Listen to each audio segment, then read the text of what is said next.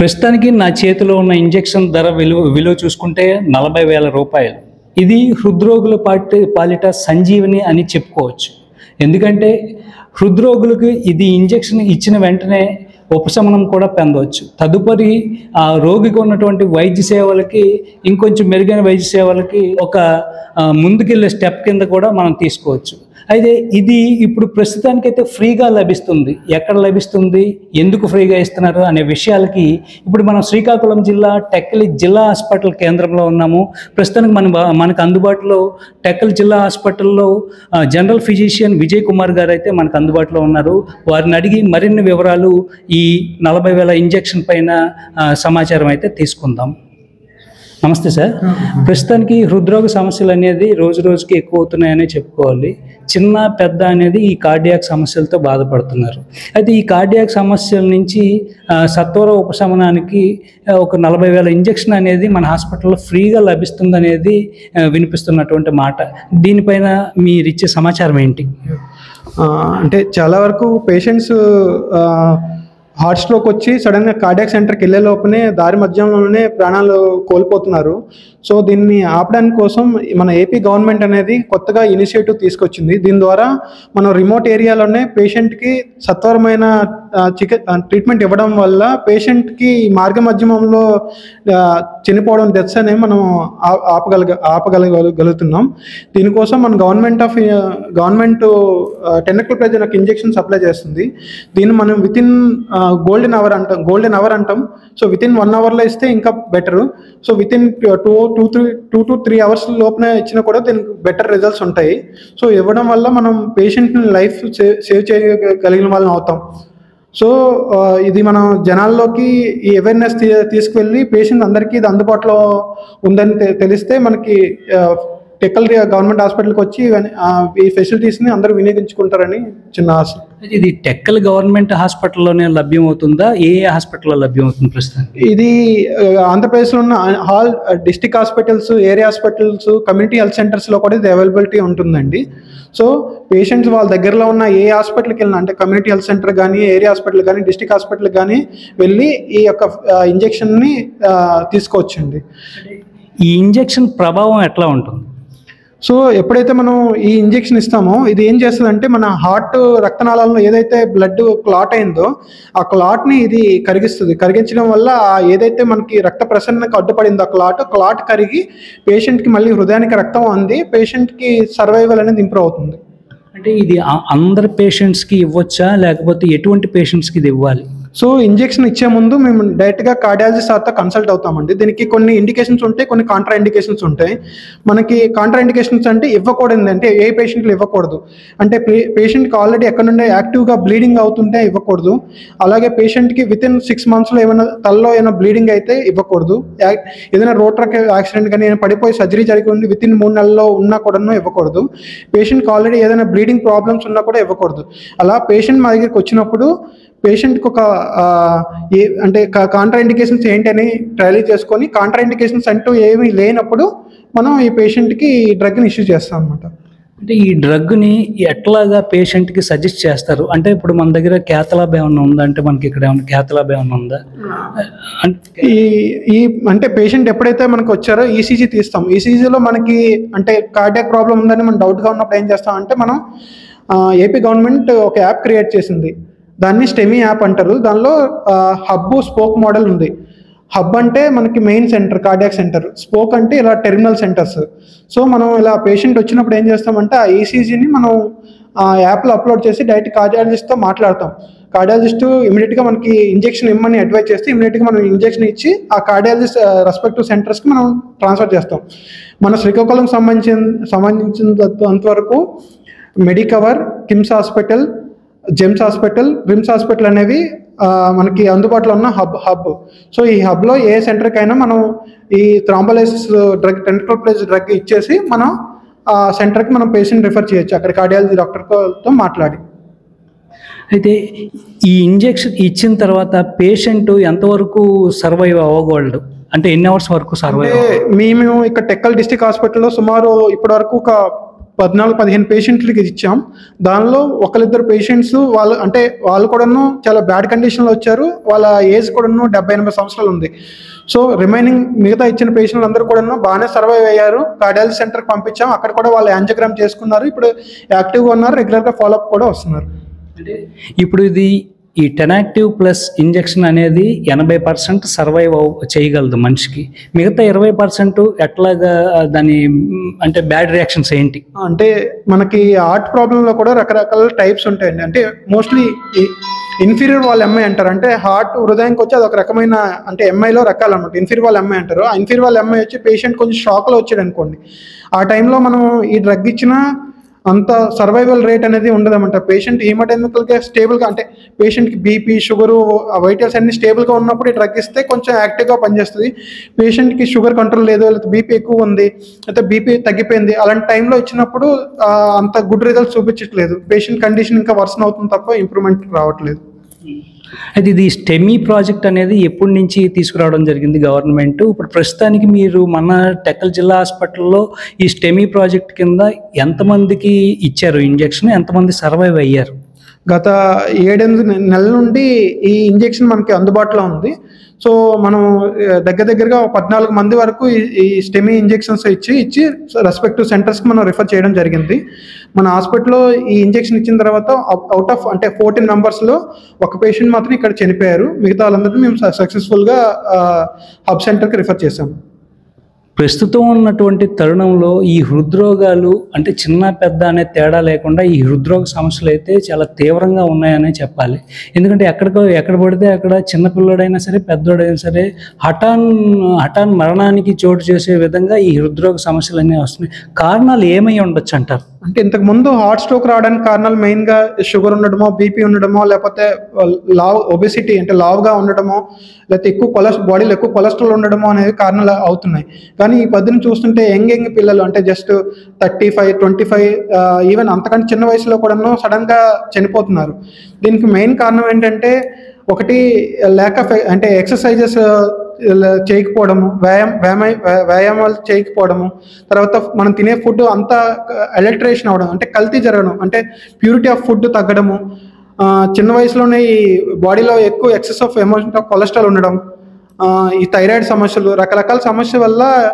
కానీ ఇప్పుడు ప్రజల్లో ఉన్న భయాలు ఏంటంటే కోవిడ్ ఇంజెక్షన్ వేసుకున్న తర్వాతే నెంబర్ ఆఫ్ ఇవి ఇబ్బందులు ఎక్కువ అవుతాయని చెప్తున్నారు.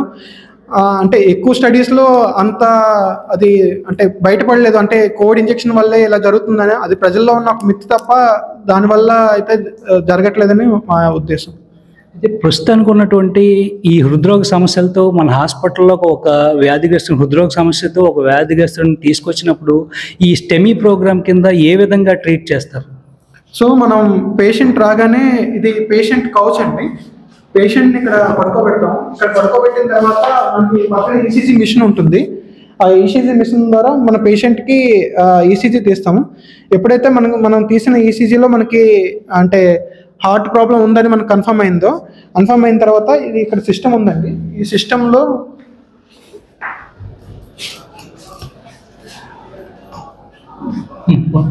సిస్టంలో మనం ఈసీజీని మనం ఇక్కడ అప్లోడ్ చేస్తాము. అప్లోడ్ చేసిన తర్వాత మనం ఇమీడియట్గా మనం కార్డియాలజీ డాక్టర్ గారితో మనం కన్సల్ట్ అయ్యి ఆ డాక్టర్ గారు మనకి కొన్ని క్వశ్చనర్ అడుగుతారు. అంటే పేషెంట్ కండిషన్ గురించి, పేషెంట్కి ఇంతకుముందు సర్జరీస్ గురించి, లేకపోతే ఆల్రెడీ ఉన్న దేనికోసం మెడిసిన్ వాడుతున్నారు ఆ ఇన్ఫర్మేషన్ అడుగుతారు. అడిగిన తర్వాత మనకి ఇంజెక్షన్ ఇవ్వాలా లేదని సార్ డిసైడ్ చేస్తారు. లేదు మనకి కార్డియాలజీ సార్ అందుబాటులో లేరు, కాల్ కనెక్ట్ అవ్వట్లేదు, మనకి ఖచ్చితంగా అది హార్ట్ ప్రాబ్లం ఉందని తెలిస్తే మనం కూడా ఈ డ్రగ్ మనం ఇచ్చేయచ్చు. స్టెమీ క్రైటీరియా ఏంటి సార్? స్టెమీ క్రైటీరియా అంటే మనం ఈసీజీలో చూసినప్పుడు ఈసీజీలో మనకి PQRST అని ఒక వేవ్స్ ఉంటాయండి. దానిలో మనం ST సెగ్మెంట్ అనేది చూస్తాం అనమాట. ST సెగ్మెంట్ అనేది మనకి బేస్ లైన్ కంటే పెరిగితే అంటే బేస్ లైన్ ఉండాల్సిన దానికంటే ST సెగ్మెంట్ అనేది ఎలివేషన్ ఉంటే దాన్ని మనం స్టెమీ అంటాం. స్టెమీ అంటే ST segment elevation myocardial infarction అనమాట. సో మనకు అది ఉన్నప్పుడు ఇమీడియట్గా మనం ఈ డ్రగ్ అనేది అంటే గోల్డెన్ పీరియడ్లో వితిన్ విండో పీరియడ్లో ఉంటే మనం ఈ డ్రగ్ని ఇష్యూ చేస్తాం. పేషెంట్ వచ్చిన సమయానికి ఈ డ్రగ్ ఎంతసేపట్లో ఇవ్వాలి? జనరల్గా మనం పేషెంట్ని విత్ ఇన్ విండో పీరియడ్లో అంటామండి.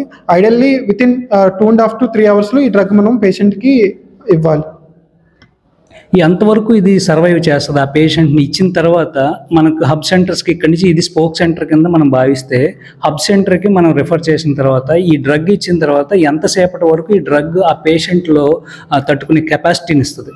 జనరల్గా మనకి ఇక్కడ నుండి Srikakulam with in 45 to 1 hour time పడుతుందండి.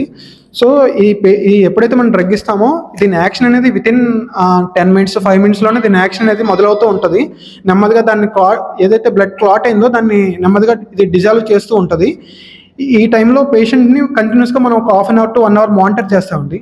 మానిటర్ చేసినప్పుడు పేషెంట్కి ఎటువంటి ఇబ్బంది లేదు, అంటే పేషెంట్ కంప్లీట్గా స్టేబుల్గా ఉన్నాడు, పేషెంట్ వచ్చినప్పుడు కంటే కండిషన్ అనేది ఇబ్బంది వర్సన్ అవ్వట్లేదు అన్నప్పుడు, పేషెంట్ స్టేబుల్గా ఉన్నప్పుడు మనం పేషెంట్ రిఫర్ చేస్తామండి.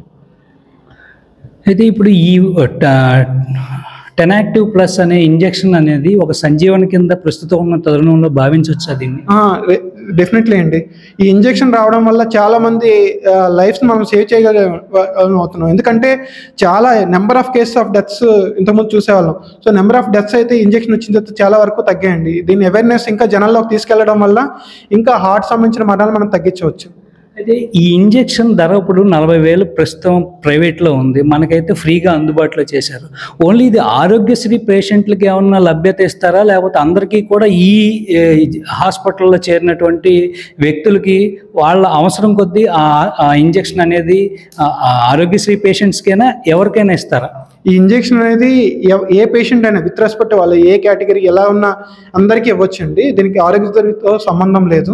పేషెంట్ రాగానే మనకి ఈసీజీలో ఫైండింగ్స్ ఉంటే చాలు ఈ డ్రగ్ ఇచ్చేయచ్చు. దీనికి ప్రత్యేకంగా ఇండికేషన్స్ అలా ఏమి లేవు. అయితే ప్రస్తుతం ఏపీ గవర్నమెంట్ తీసుకున్నటువంటి ఈ నిర్ణయం అయితే మనం చాలా స్వాగతించాల్సినటువంటి విషయమే అని చెప్పాలి. ఎందుకంటే హృద్రోగుల పాలిట ఇది ఒక వరంగా కింద కూడా మనం భావించవచ్చు. యాజ్ ఏ డాక్టర్గా మీరు ఈ ఇంజెక్షన్ అంటే ఇట్లాంటి హాస్పిటల్లో లభ్యత అవుతుంది అనడానికి మీరు ఏ విధంగా ఫీల్ అవుతున్నారు? ఇది చాలా ఆనందంగా ఉందండి. 40,000 ఇంజెక్షన్ కూడా గవర్నమెంట్ భరించి పేషెంట్కి ఇవ్వడం అనేది చాలా అభినందించాల్సిన విషయమే. సో ఇంజెక్షన్ మన టెక్కల్ గవర్నమెంట్ హాస్పిటల్లో ఉన్నందుకు నేను చాలా హ్యాపీగా ఫీల్ అవుతున్నానండి. ఇది టెక్కల్ లాంటి గవర్నమెంట్ హాస్పిటల్లో ఎన్ని ఇంజెక్షన్స్ హోల్డింగ్లో పెడతారు ఇవి ప్రస్తుతానికి? జనరల్గా ఎప్పుడు కూడాను మేము ఒక 7 ఇంజెక్షన్స్ రెడీగా పెట్టుకుంటున్నామండి. సో అది 1-2 ఇంజెక్షన్స్ అయిపోగానే మేము ఇమీడియట్గా సెంట్రల్ డ్రగ్ స్టోర్స్కి చెప్పి మళ్ళీ తెప్పించుకుంటున్నాం. ఇప్పుడు ఎనీ టైం కూడాను 7 to 10 ఇంజెక్షన్స్ మనకు అందుబాటులో ఉంటున్నాయి. ఇప్పుడు ఈ టెనాక్టివ్ ఇంజెక్షన్కిను గతంలో ప్రీవియస్ ఇంజెక్షన్కి తేడా ఏంటి? ఇంతకుముందు మనం స్ట్రెప్టోకైనజ్ అనే ఇంజెక్షన్ ఇచ్చేవాళ్ళం. అది ఒక 1 hour పాటు సెలైన్లో పెట్టి ఇచ్చేవాళ్ళం. కానీ ఇంజెక్షన్కి 1 hour టైం అవసరం లేదు. ఇది మనం ఒక చిన్న ప్యాంటప్ ఇంజెక్షన్ ఇచ్చినట్టు డైరెక్ట్గా ఇచ్చేవచ్చు ఇంజెక్షన్. ఆ ఇంజెక్షన్తో పాటు ఎక్కువ రియాక్షన్స్ వచ్చేవి. ఆ ఇంజెక్షన్స్ చాలామంది పడేవి కాదు, రియాక్షన్స్ వచ్చేవి, మధ్యలో డ్రగ్ స్టాప్ చేయాల్సి వచ్చేది. కానీ ఈ ఇంజెక్షన్స్తో రియాక్షన్స్ అనేవి చాలా తక్కువ. సో దానికంటే పోలిస్తే ఇది చాలా సుపీరియర్గా ఉందండి ఇంజెక్షన్. వాడడానికి కూడా సింపుల్గా ఉంది, పేషెంట్ రియాక్షన్స్ కూడా తక్కువగా ఉన్నాయి. ఈ టెనాక్టివ్ ప్లస్ ఇంజెక్షన్స్ ఏ ఏజ్ గ్రూప్ వాళ్ళకైనా వేయొచ్చా, లేకపోతే సర్టన్ ఏజ్ గ్రూప్ వాళ్ళకే వేయాలనే ఉన్న నియమం అయితే ఉందా? దీనికి ఏజ్తో సంబంధం ఏమీ లేదండి. హార్ట్ ప్రాబ్లం వచ్చిన ప్రతి పేషెంట్కి విత్ ఇన్ విండో పీరియడ్లో ఉంటే మనం దీన్ని ఇవ్వచ్చు. అయితే దీన్నే గోల్డెన్ అవర్ కింద కూడా మనం భావిస్తూ ఉంటారు. ఈ గోల్డెన్ అవర్లో ఈ టెనాక్టివ్ ఇంజెక్షన్ వేస్తే అతను సర్వైవ్ అవ్వడానికి కొంత పీరియడ్ అనేది ఉంటుంది. సో ఇట్లాంటి ఇంజెక్షన్స్ అన్ని హాస్పిటల్స్లో అందుబాటులో ప్రస్తుతానికి ఉన్నాయా? గవర్నమెంట్ హాస్పిటల్స్ మన శ్రీకాకుళం డిస్టిక్లో ఉన్న అన్ని సిహెచ్సిస్, ఏరియా హాస్పిటల్, డిస్టిక్ హాస్పిటల్స్లో ఇది అవైలబుల్ ఉందండి. అయితే ప్రస్తుతానికి ఉన్నటువంటి ఏదైతే మనకు సరౌండింగ్స్ పీపుల్ ఉన్నారో వాళ్ళకి ఈ టెనాక్టివ్ ఇంజెక్షన్స్ కానీ ఈ హృద్రోగ సమస్యలు కానీ అవేర్నెస్కి తీసుకురావడానికి ఫైనల్గా మీరు ఏం మెసేజ్ ఇస్తారు? సో ఇక్కడ మేము హాస్పిటల్కి వచ్చిన ప్రతి పేషెంట్ని హెల్త్ ఎడ్యుకేట్ చేస్తున్నాం, కౌన్సిలింగ్ చేస్తున్నాం, పోస్టర్స్ పెట్టి వాళ్ళకి ఇన్ఫార్మ్ చేస్తున్నాం, ఇలా మా దగ్గర ఇంజెక్షన్ ఉంది.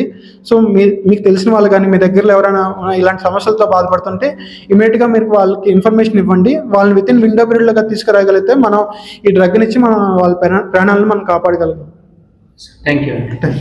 సో ఫైనల్గా డాక్టర్ గారు చెప్తున్నది ఏంటంటే హృద్రోగ సమస్యలతో బాధపడినటువంటి వ్యక్తులు ఎవరైతే ఉన్నారో ఇంచుమించు 1 గంట లోపు ఆ ఇంజెక్షన్ కనుక వాళ్ళని క్లినికల్ సర్వే చేసిన తర్వాత ఇస్తే వాళ్ళు ఇంచుమించు ఒక 2 రోజుల వరకు ఆ ఇంజెక్షన్తో సర్వైవ్ అవుతారు. ప్రస్తుతానికి ఇది స్పోక్ సెంటర్గా ఉంది.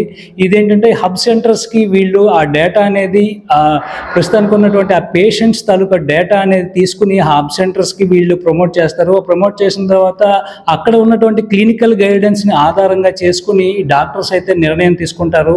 లేదు అనుకుంటే అక్కడ డాక్టర్స్ ఆ టైంకి అందుబాటులో లేకపోతే వీళ్ళకి అది నిర్దిష్టమైన పాయింట్ కింద అవగాహన అయితే మాత్రం వీళ్ళు సొంతంగా కూడా ఆ ఇంజెక్షన్ అనేది వేసి ఆ ప్రాణాలను అయితే కాపాడతామంటున్నారు.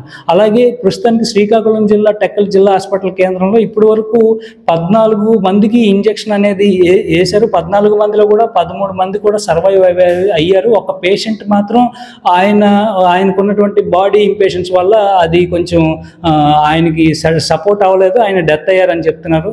ఏదైనా పాత పద్ధతిలో ఈ పద్ధతికి చూసుకుంటే పాత పద్ధతిలో చాలా రియాక్షన్స్ ఉండేవి. ఈ టెనాక్టివ్ ప్లస్ ఇంజెక్షన్స్ అందుబాటులో ఉండటం వల్ల పేషెంట్స్ ఇన్స్టెంట్గా రికవరీ అయ్యే ఛాన్సెస్ కూడా చాలా వరకు ఉన్నాయని చెప్తున్నారు డాక్టర్. అయితే ఇది ప్రజలు కూడా అందరూ కూడా అవేర్నెస్ తెలుసుకుని ఏదైనా హృద్రోగ సమస్యతో బాధపడుతున్నటువంటి వ్యక్తులు వెంటనే అది హృద్రోగ సమస్య కింద పరిగణించుకుని వెంటనే దగ్గరలో ఉన్నటువంటి ప్రభుత్వ హాస్పిటల్స్కి వస్తే ఆ హృద్రోగ సమస్యని ఉన్నటువంటి క్రైటీరియాను చూసుకుని ఈ ఇంజెక్షన్స్ అయితే వేస్తారని చెప్తున్నారు. అయితే ఈ ఇంజెక్షన్ అనేది ప్రస్తుతానికి ఒక సంజీవని కింద చెప్పాలి. బయట దీని ధర చూస్తే 40,000 నుంచి లక్షల్లోనే ఉంటాయి. అయితే ఏపీ ప్రభుత్వం తీసుకున్నటువంటి ఈ నిర్ణయం అయితే చాలా స్వాగతించాల్సిన విషయం. దీనికి కూడా క్రైటీరియా ఏం లేదని చెప్తున్నారు. ఆరోగ్యశ్రీ కాదు, ఆడి పేదవాడా లేకపోతే ఉన్నవాడా కాదు, ఆడికి ఉన్నటువంటి హృద్రోగ సమస్య క్రిటికల్ అయిన తర్వాత అక్కడ అందుబాటులో ఉన్నటువంటి ఇంజెక్షన్ ఆ పేషెంట్కి పడితే మాత్రం ఇది వెంటనే ఇంజెక్ట్ చేసి ఆ ప్రాణాలు నిలుపుతామని చెప్తున్నారు. సో సైనింగ్ ఆఫ్ రౌతులా టీవీ.